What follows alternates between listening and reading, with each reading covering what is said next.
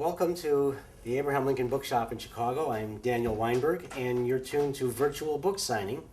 And as you know, because you're there, we do this periodically once a month, although I might mention that next month we are taking a break, but we'll come back right after that. And we have a couple of authors each month that come in and sign and discuss their books, and today is no exception. Well, today we have two wonderful books. We enjoyed here at the bookshop reading, and we have people here, by the way. You are at a real book signing, but you're with us live. We're going to have today Bill Harris, who has written a wonderful book called Lincoln's Rise to the Presidency, and he is Professor Emeritus at North Carolina State University. He's recipient of the Lincoln Diploma of Honor at the Lincoln Memorial University, which was named after Lincoln by O.O. Howard. He's the author of a number of wonderful books called Day of the Carpetbaggers, Republican Reconstruction in Mississippi, With Charity for All, Lincoln and Reconstruction of the Union, and Lincoln's Last Months. A very pithy book, which is fascinating reading, by the way.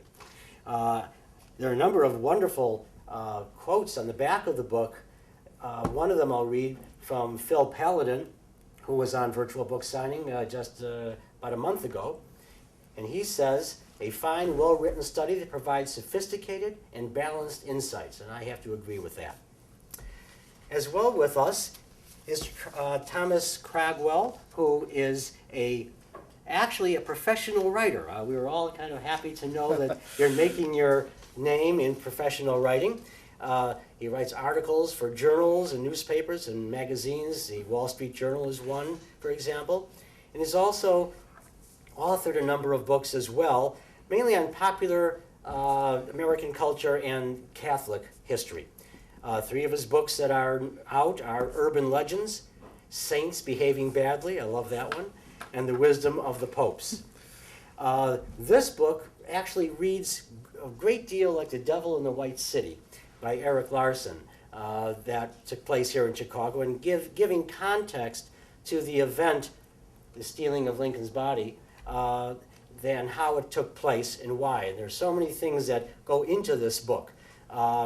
Let's see, I'm going to read a part of one quote from the American Spectator. Let's see, that it's an illuminating portrait of 19th century America as he writes of the origins of the Secret Service, counterfeiting in America, the rambunctious growth of Chicago, and the assassination of Lincoln. At the heart of the book is the attempt to steal Old Abe's bones, a surprising story of ludicrous crooks, determined government agents, and the loyal guardians devoted to the memory of their native son. So these are two wonderful works that I think everyone will enjoy having a signed first edition in their library. So I think we'll start off, as we always do, by asking each of you to give us some thoughts about your books and how you got to it and what it means and conclusions. And Bill, if you would begin, please. Yes, well, thank you so much, Dan, for inviting me here to this virtual book signing. It's quite an event, and I became involved interested in Lincoln many years ago. I taught Civil War and Reconstruction history at North Carolina State University for many years. And in the process, of course, I found out something about Lincoln. But it was not until after I had done some work on Reconstruction that I decided that, well, you know, maybe I should work on Lincoln and Reconstruction, maybe a synthesis or something. But I decided that, well, I could do a broader study than just that, with basic research and all. And I wrote a book on Lincoln that Dan mentioned on Reconstruction. Lincoln called it The Restoration of the Union. Then I went on to write about Lincoln's last months, which I thought was very interesting and indicated some of the directions I thought he might take had he not been assassinated. And then I decided, well, maybe I should work on, our school children aren't very familiar with Abraham Lincoln. Maybe I could do a child's book on biography of Lincoln. So I started and got down to about the second paragraph, and I said, no, this is not my style. I really admire people who write children's books, but this is not my style. So at that point I said, well, how about a political biography of Lincoln's rise to the presidency? We have a lot of studies that do not talk about so much or do not focus so clearly on his pre-presidential years. So maybe I should, that would be a good study. So I became quite involved in that. And my book describes Lincoln's remarkable rise from obscurity to the presidency in 1861. It covers the full scope of Lincoln's pre-presidential life, though the focus necessarily is on political history. Next, we're going to ask for another exposition of a couple of decades later, and in a different part of Lincoln's life, his death, and what happened to his body, because he didn't rest in peace for some time. Not until about 1901. The poor man. It's wonderful to be here because we're only a few blocks away from the place where the plot to steal Lincoln's body was hatched by a hapless band of Irish counterfeiters. It was over on West Madison, right by Aberdeen, the corner of Aberdeen, in a grungy saloon called the Hub. The three guys involved were all Irish immigrants. Big Jim Keneally, who was a small-time crime boss. He had a counterfeiting ring that operated largely in Illinois, spilled over a bit into Missouri and Indiana. The other guy there was the man who ran the pub. Big Jim was the silent partner. His name was Terrence Mullen. He was 28 years old.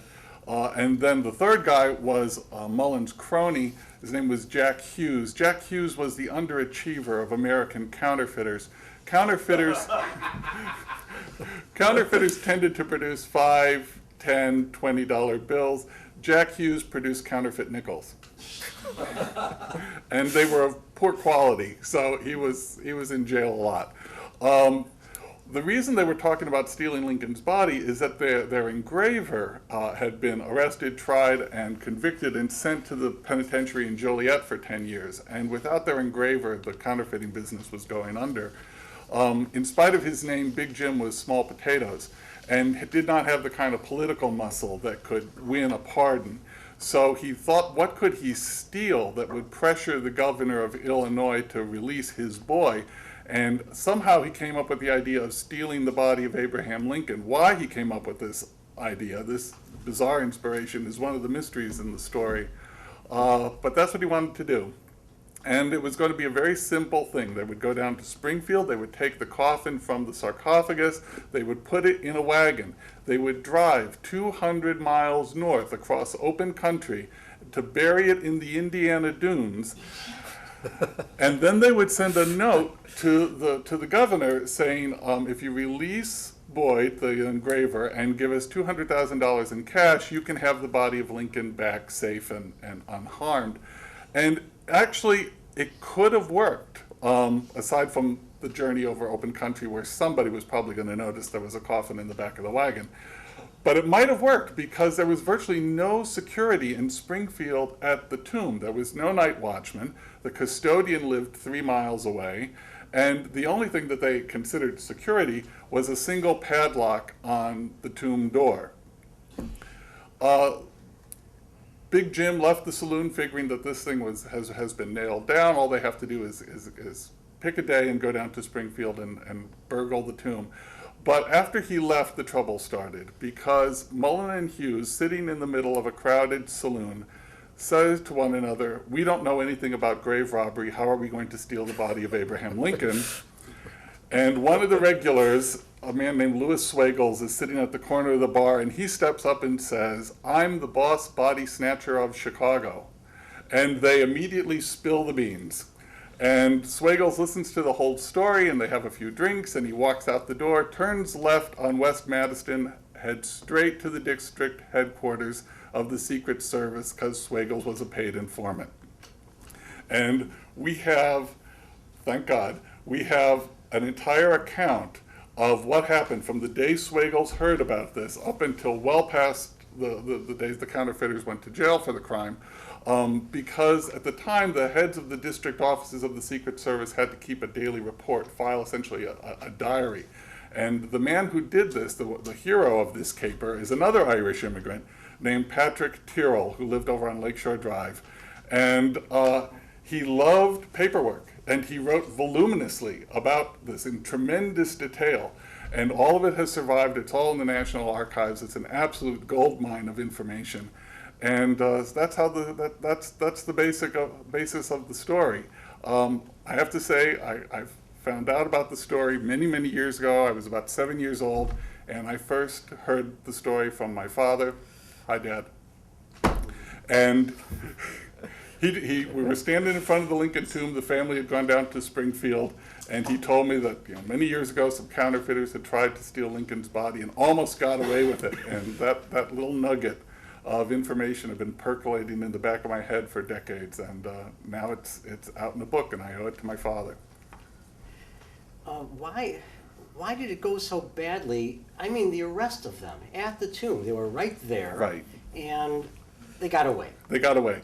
The Secret Service agents, Swagels, the informant, was keeping everybody very much informed, so much so that the Secret Service agents and the counterfeiters went down to Springfield on the same train. And so on the night of the break-in, Tyrrell and a few Pinkertons that he had borrowed for the occasion were so nervous about the idea that the martyr president's tomb is going to be desecrated, and they have to wait for the desecration before they can move in. They were so anxious about it that when Swagels finally tipped them off to move in, Tyrrell goes running across the grass in his stocking feet because they'd taken off their boots. They were afraid that the sound would echo. And one of the Pinkertons, a man named George Hay, is so nervous that as he's running, he cocks his pistol. And of course, it went off while they were still in transit. And that spooked the grave robbers, and they got away. That was not a severe tragedy, because Mullen and Hughes made a beeline right back, not only to Chicago, but right back to the hub. Went right back to the saloon where Tyrrell picked them up 2 days later.